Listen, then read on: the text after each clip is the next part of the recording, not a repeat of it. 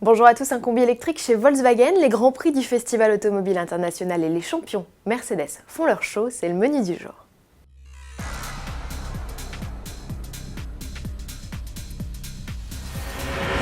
Le combi fait son retour chez Volkswagen, enfin ne nous emballons pas trop vite, le microbus présenté le 6 janvier prochain lors du salon de l'électronique de Las Vegas et dont vous découvrez ici une première image, n'est encore qu'un concept. Il s'agirait vraisemblablement d'une évolution du concept Bully, petit van électrique, révélé en mars 2011. Selon les premières rumeurs, l'autonomie de ce nouveau van écolo s'établirait à 500 km. Il pourrait être décliné en série dès 2017 et proposé à un prix abordable selon les dires du constructeur. À suivre.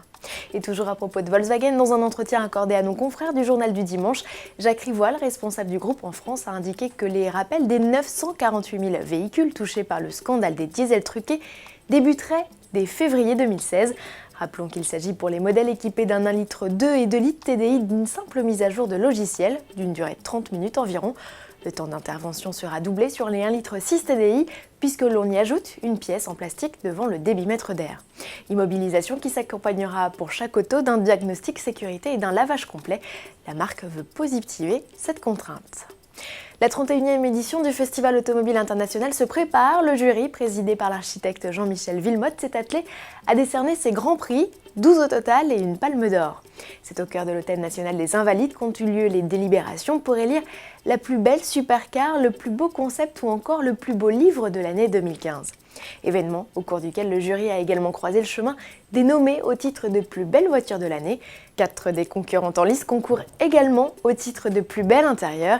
Et pour attester des qualités et des défauts des Q30, F-Pace, Clubman et GLC, quoi de mieux que de les juger sur pièce. Rendez-vous est désormais donné au 26 janvier, date de la soirée de gala, où donc sera révélé le palmarès. On se quitte avec cet événement grandiose signé Mercedes, son nom Stars and Cars.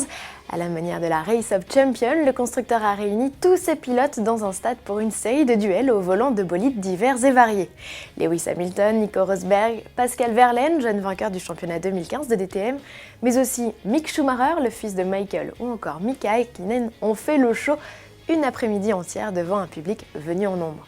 Une série de défis brillamment remportés par le pilote espagnol de DTM, Daniel Juncadella.